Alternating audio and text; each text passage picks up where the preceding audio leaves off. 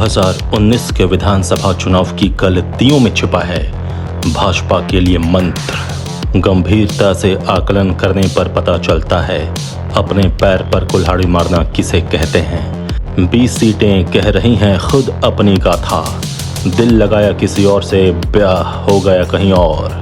नमस्कार, आजाद सिपाही विशेष में आपका स्वागत है। मैं हूं राकेश सिंह। झारखंड 2024 के विधानसभा चुनाव के गणित अगर समझने की कोशिश की जाए तो 2019 के लोकसभा चुनाव की तह में जाना होगा। बात 2019 के विधानसभा चुनाव के 7 महीने पहले की है। मई महीने में जब लोकसभा चुनाव के नतीजे आए थे तो उस चुनाव में भाजपा ने 51% वोट हासिल किया और उसने 63 विधानसभा क्षेत्रों में बढ़त बनाई थी। इसमें 35 विधानसभा क्षेत्रों में भाजपा की लीड 50,000 से अधिक थी। यहां तक कि 16 विधानसभा क्षेत्रों में लीड का मार्जिन 90,000 से ज्यादा थी।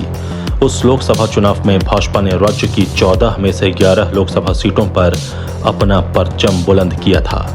आजसू को भी एक सीट मिली थी और उसने वह सीट जीती भी, यानी एनडीए के खाते में कुल 12 सीटें थीं। लेकिन इस चुनाव परिणाम से तत्कालीन मुख्यमंत्री रघुवर दास अति आत्मविश्वास के शिकार हो गए। बस यही वो घड़ी थी जिसने भाजपा की जड़ों को कमजोर करना शुरू किया। रघुवर दास को लगने लगा था कि उनकी वाणी से जो भी शब्द निकल रहे हैं या जो भी फैसले वह ले रहे हैं सब ईश्वरीय शक्ति का प्रताप है। जैसे जैसे 2019 के विधानसभा चुनाव की तारीख नजदीक आ रही थी, रघुवर दास दनादन फैसले ले रहे थे। उनका ध्यान इस ओर बिल्कुल नहीं था कि कौन फैसला पार्टी पक्ष में है और किस फैसले का असर नकारात्मक पड़ रहा है। उस समय चंद अधिकारियों ने रघुवर दास के सामने एक ऐसा सीन प्रस्तुत कर दिया था जिसके अलग वह कुछ देखने की कोशिश ही नहीं कर रहे थे। परिणाम हुआ कि रघुवर दास जमीनी सच्चाई से दूर होते चले गए। लोकसभा चुनाव में आए परिणाम को वह अपनी उपलब्धि मान बैठे और उसी को आधार बनाकर उन्होंने भाजपा की ओर से नारा दे दिया, अब की बार 65 पार। एक बार फिर झारखंड में डबल इंजन की सरकार। 65 पार के नारे के चक्कर में भाजपा से आजसू छिटक गया। उसी दौरान एक ऐसी घटना घटी जिसका अनुमान रघुवर दास को भी नहीं था कि जिसे वह तिनका समझ रहे थे वही उनके झारखंड के राजनीतिक करियर पर ब्रेक लगाने का कारण बनेगा। हुआ भी वही। रघुवर ने जैसे ही सरयू का टिकट काटा, सरयू में उफान आ गया। जो रघुवर खुद को राम जैसा ताकतवर समझने की भूल कर रहे थे वह सरयू के मामूली वेग भी न सह सके और अपनी सबसे सुरक्षित सीट से वह हार गए। खैर, 2019 के लोकसभा चुनाव के नतीजों को लेकर भाजपा को उम्मीद थी कि वह फिर से झारखंड की सत्ता हासिल कर लेगी। झारखंड का ट्रेंड रहा है कि लोकसभा चुनाव की तुलना में विधानसभा चुनाव में भाजपा का वोट शेयर लगभग 10% गिरता है। अगर वही ट्रेंड रहता तो इस हिसाब से भाजपा का वोट शेयर 51% से घटकर 41% पर टिकता तो भी वह सत्ता में वापसी कर लेती। लेकिन जैसे ही आजसू उससे छिटकी, एक बड़ा वोट बैंक एनडीए से छिटक गया, यानी भाजपा और आजसू में पट गया। गठबंधन हुआ नहीं, एनडीए का कोई वजूद रहा नहीं। विधानसभा चुनाव में आजसू को कुल 8% वोट मिले थे। नतीजा यह हुआ कि भाजपा का वोट शेयर भी अनुमानित 41% से 8% और कम होकर 33% पर रह गया। चाहे वह गांडे हो, घाटशिला हो, गुमला हो, नाला हो, जामा हो, चरमुंडी हो, खिजरी हो, सिमडेगा हो, बड़का गांव, बरकट्ठा, चकधरपुर, टुमरी, ईचागढ़, जगन्नाथपुर, चरमुंडी, जुगसलाई, लोहरदगा या मधुपुर हो, ये ऐसी सीटें हैं जहां भाजपा बहुत ही मामूली अंतर से हारी। इनमें कई सीटें ऐसी हैं जहां भाजपा आजसू के वोटों को जोड़ दिया जाए तो नंबर 1 पर एनडीए रहता। कुछ सीटों पर बाबूलाल की जेवीएम का भी जनाधार ठीक ठाक रहा था। ये ऐसी सीटें हैं जहां भाजपा उम्मीद कर सकती है। अगर भाजपा या यूं कहें एनडीए ठीक से रणनीति बनाकर फोकस कर ले तो इन सीटों पर लड़ाई कांटे की हो जाएगी और परिणाम उसके पक्ष में भी जा सकता है। वैसे बाबूलाल मरांडी अब भाजपा में हैं, प्रदेश अध्यक्ष हैं, तो इसका लाभ भी बीजेपी को जरूर मिलेगा। बाबूलाल मरांडी अकेले दम पर 2 से 3% वोट शेयर को प्रभावित करने का मादा रखते हैं। 2019 के चुनाव में लगभग 20 सीटें ऐसी थीं जो भाजपा आजसू सरयू के आपसी मनमुटाव के कारण एनडीए ने खो दी। वैसे 2024 के लोकसभा चुनाव में भाजपा का कुल वोट शेयर घटा है। इस बार सभी 14 संसदीय सीटों में बड़े मतों में इसकी हिस्सेदारी 44.60% ही रही, जबकि वर्ष 2019 के चुनाव में इस पार्टी को 51.6% वोट मिले थे। दूसरी तरफ झामुमो और कांग्रेस के वोट शेयर बढ़े हैं। इस बार दोनों का वोट शेयर 14.60 तथा 19.19% रहा है। पिछले चुनाव में दोनों का वोट शेयर क्रमशः 11.7 तथा 15.8% ही रहा था। इस चुनाव में आजसू का भी वोट शेयर घटकर 2.62 हो गया। हालांकि वोट शेयर गिरने के बावजूद 2024 के लोकसभा चुनाव में एनडीए को कुल 52 सीटों पर लीड मिली है।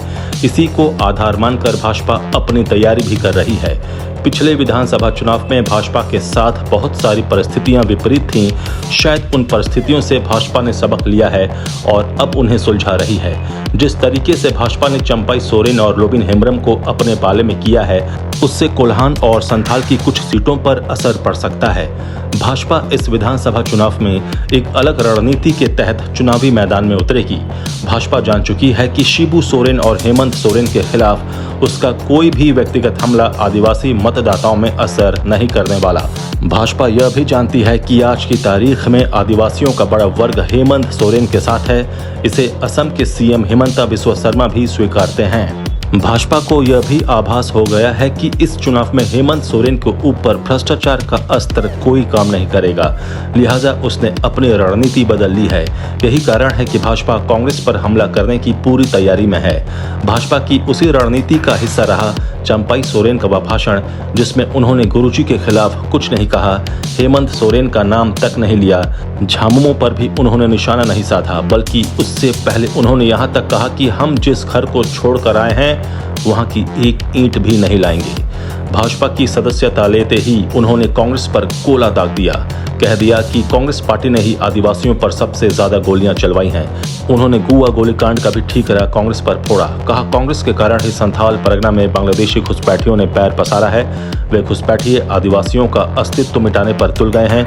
आदिवासी बहन बेटियों की इज्जत पर खतरा पड़ गया है। उनकी जमीनें छीनी जा रही हैं। सीता सोरेन को भाजपा में लेते वक्त जो गलती हुई है, वह गलती को भाजपा दोहराना नहीं चाहती थी। याद रहे, सीता सोरेन भाजपा ज्वाइन करते समय अपना सारा गुस्सा सोरेन परिवार पर उतारा था, पार्टी पर हमला बोला था, जिसे संथाल के मतदाताओं ने घर परिवार की लड़ाई समझकर बिल्कुल नजरअंदाज कर दिया।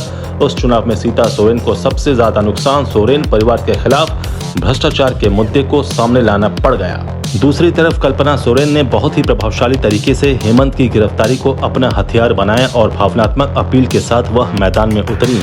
चुनाव में कल्पना की पीड़ा को आदिवासी मतदाताओं ने गंभीरता से लिया। इस चुनाव में भाजपा ने अपनी रणनीति बदली है।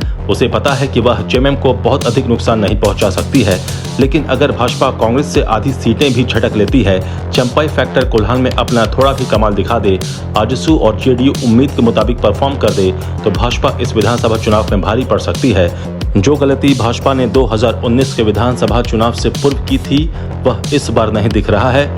कुल मिलाकर कहा जा सकता है कि 2019 के विधानसभा चुनाव की तुलना में भाजपा इस चुनाव में बेहतर करती दिख रही है। वैसे इस चुनाव में जयराम फैक्टर भी है, लेकिन इसका असर सिर्फ एनडीए पर ही नहीं, सभी पार्टियों पर पड़ेगा। अगर जयराम महतो अच्छा परफॉर्म करते हैं तो डुमरी, बेरमो और टुंडी में महागठबंधन को ज्यादा नुकसान होगा, क्योंकि ये सीटें अभी गठबंधन के पास हैं। अगर मांडू और बड़कागांव में भी जयराम प्रभावी रहे तो नुकसान गठबंधन को ही होगा, क्योंकि अब जेपी भाई पटेल कांग्रेस में और अंबा प्रसाद भी कांग्रेस विधायक हैं। संभव है जयराम के अच्छा परफॉर्म करने पर आजसू वहां से बाजी मार जाए।